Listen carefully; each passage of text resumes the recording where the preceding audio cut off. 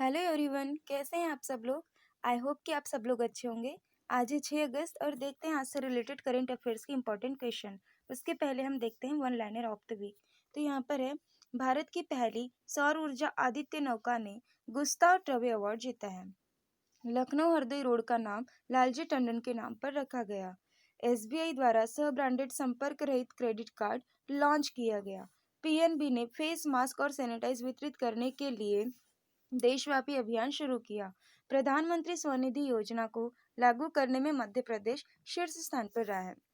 और आज का करंट अफेयर का पहला क्वेश्चन है, विशेष कोट टू विन नामक पुस्तक किसके द्वारा लिखी गई। तो इसका आंसर है विरूपमा यादव। विरूपमा यादव के द्वारा ये पुस्तक लिखी गई। तो विशेष कोड टू विन शीर्षक वाली पुस्तक को स्पोर्ट्स वुमन लेखिका निरुपमा यादव ने लिखा है। स्पोर्ट्स वुमन लेखिका निरुपमा यादव ने लिखा है और इसका प्रकाशन किसके द्वारा किया गया। तो इसका प्रकाशन हाउस ब्लू रोज पब्लिकेशन कर रहा है और इसे राष्ट्रीय खेल दिवस 9 अगस्त को लॉन्च किया जाएगा। 9 अगस्त को राष्ट्रीय खेल दिवस मनाया जाता है और उसी दिन इस पुस्तक को लॉन्च किया जाएगा।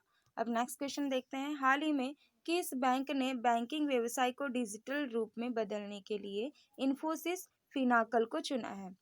इसका आंसर है एनबीबी के द्वारा ये किया गया है। तो नेशनल बैंक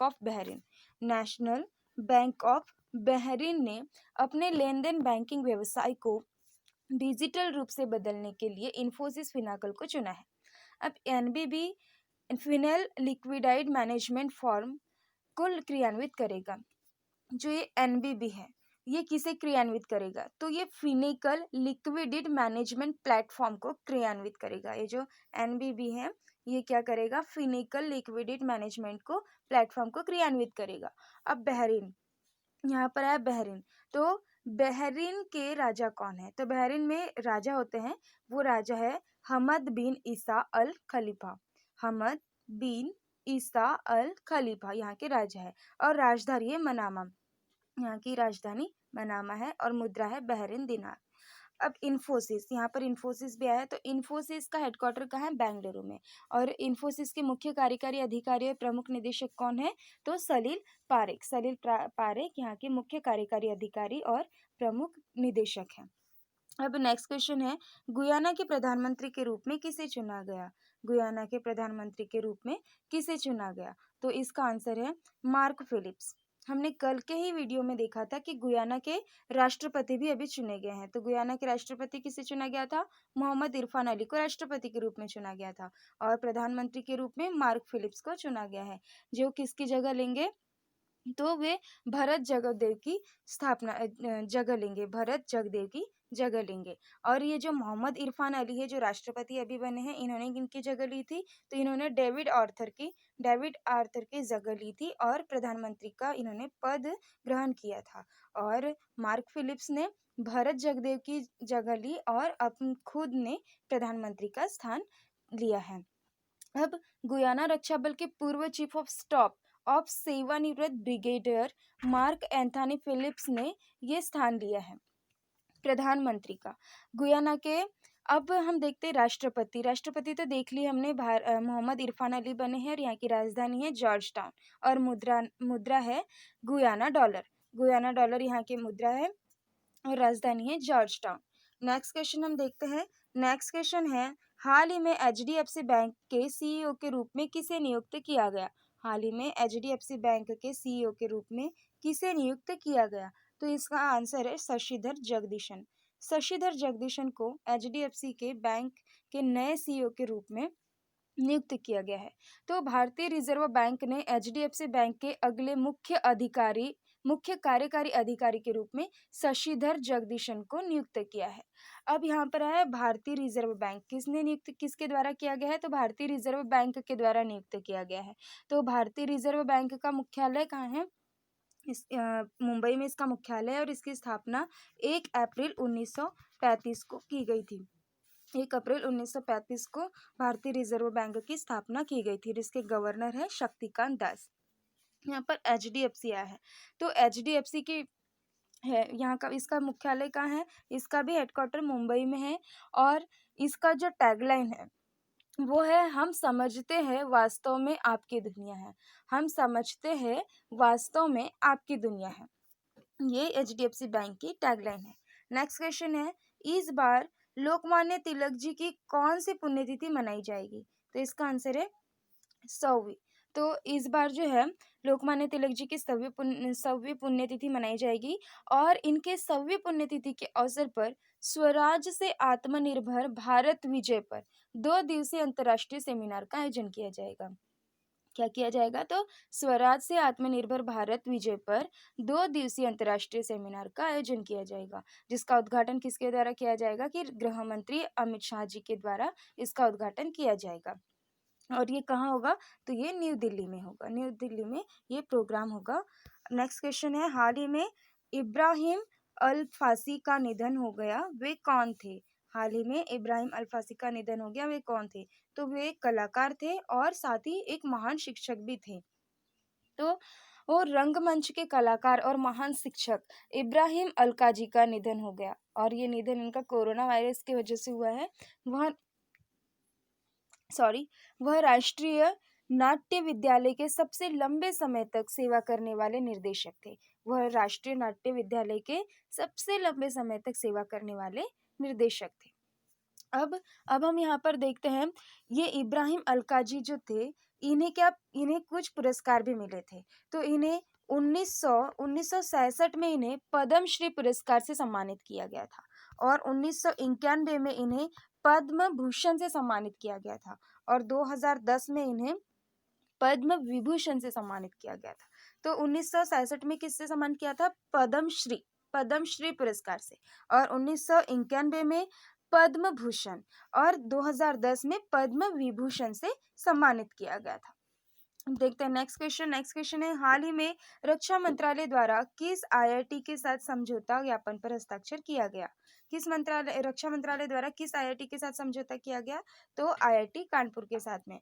तो रक्षा मंत्रालय ने प्रशासनिक सुधार और लोक शिकायत विभाग और भारतीय प्रौद्योगिकी संस्थान कानपुर के साथ त्रिपक्षीय समझौता ज्ञापन पर हस्ताक्षर किया है। तो किसने किया है? रक्षा मंत्रालय ने आईआईटी कानपुर के साथ और प्रशासनिक सुधार और लोक शिकायत विभाग के साथ में समझौता ज्ञापन पर हस्ताक्षर किया है। अब आईआईटी कानपुर द्वारा किए गए विश्लेषण को बढ़ाने के लिए डीएआरजीपी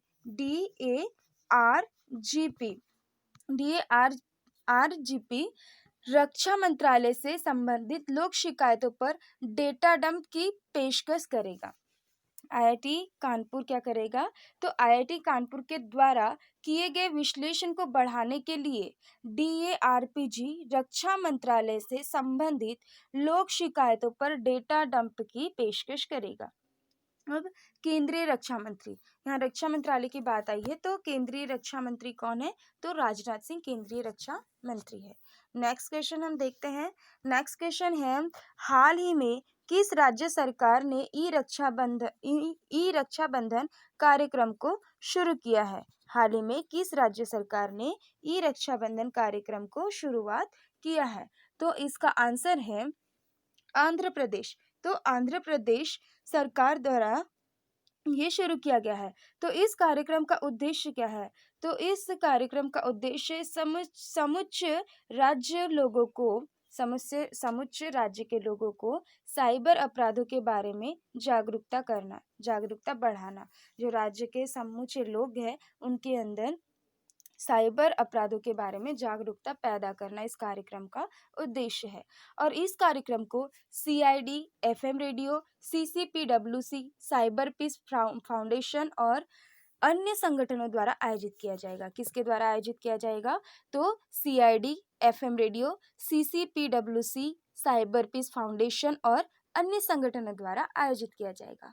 अब हमने यहाँ देखा सीआईडी, तो सीआईडी का फुल फॉर्म है क्राइम इन्वेस्टिगेशन डिपार्टमेंट और सीसीपीडब्ल्यूसी इसका फुल फॉर्म है cyber crime prevention against women and children. Cyber crime prevention against women and children, ये इसका सीसीपीडब्ल्यूसी का फुल फॉर्म है। देखते हैं नेक्स्ट क्वेश्चन है, किसके द्वारा विद्यार्थी विज्ञान मंथन 2020-21 कार्यक्रम की शुरुआत की गई? किसके द्वारा विद्यार्थी विज्ञान मंथन 2020-21 कार्यक्रम की शुरुआत की गई? तो इसका आंसर है डॉक्टर हर्षवर्धन द्वारा। तो केंद्रीय स्वास्थ्य और पर्यावरण कल्याण मंत्री डॉक्टर श्री हर्षवर्धन, यह एक किनके द्वारा ये शुरुआत की गई है इस कार्यक्रम की, और यह एक राष्ट्रीय कार्यक्रम है जिसे कक्षा 6वीं से लेकर तो 11वीं तक के स्कूली छात्रों के विज्ञान को लोकप्रिय बनाने के लिए शुरू किया गया है। जो कक्षा 6वीं से लेकर 11वीं तक के स्टूडेंट्स होंगे, उनके स्कूली शिक्षा को विज्ञान को लोकप्रिय बनाने के लिए इस कार्यक्रम की शुरुआत की गई है। और इस कार्यक्रम को विज्ञान के क्षेत्र में प्रतिभा की पहचान करने और छात्रों के बीच वैज्ञानिक कौशल को बढ़ावा देने के लिए डिजाइन किया गया है। किसके लिए डिजाइन किया गया है? तो विज्ञान के क्षेत्र में प्रतिभा की पहचान करने और छात्रों के बीच वैज्ञानिक कौशल को बढ़ावा देने के लिए इसकी क्या किया गया है, इस कार्यक्रम की शुरुआत किया गया है। अब नेक्स्ट क्वेश्चन हम देखते हैं। नेक्स्ट क्वेश्चन है, हाल ही में नोबेल शांति पुरस्कार विजेता जॉन ह्यूमन का निधन हो गया। वे किस देश से थे? तो वे उत्तरी आयरलैंड से थे। उत्तरी आयरलैंड के थे ये जॉन ह्यूमन, जिनका निधन हो गया है। उत्तरी आयरलैंड के प्रमुख नेता और पूर्व नोबेल शांति पुरस्कार विजेता जॉन ह्यूमन का निधन हो गया है। उत्तरी आयरलैंड में संघर्ष को समाप्त करने में उनकी भूमिका के लिए इन्हें डेविड ट्रिबल के साथ 1998 में नोबेल पुरस्कार दिया गया था। क्यों दिया गया था? तो उत्तरी आयरलैंड में संघर्ष को समाप्त करने में उनकी भूमिका के लिए उन्हें डेविड ट्रिम्बल के साथ 1998 में नोबेल शांति पुरस्कार से सम्मानित किया गया था। तो ये थे आज के करंट अफेयर्स के 10 क्वेश्चन। और लास्ट वीडियो में जो हमने देखा था वो था क्वेश्चन, हाल ही में राज्यसभा सांसद अमर सिंह का निधन हो गया। वे किस पार्टी से थे? तो वे समाजवादी पार्टी से थे। आज के लिए होमवर्क का क्वेश्चन है, हाल ही में लिखित सियासत की सदस्यता नामक पुस्तक का विमोचन किसके द्वारा किया गया? तो इस क्वेश्चन का आंसर आप कमेंट कीजिए और इससे रिलेटेड जो भी पॉइंट्स बनते हैं उसे भी आप कमेंट कीजिए। और प्लीज़ आप हमें ये बताइए कि इस वीडियो में और क्या चीज़ है जो हमें एग्जाम से रिलेटेड है और ऐड करना चाहिए। और अगर आप इस वीडियो को पहली बार देख रहे हैं तो प्लीज़ इस वीडियो को सब्सक्राइब कीजिए और इसे लाइक कीजिए, अपने दोस्तों के साथ में शेयर कीजिए। So thank you for watching.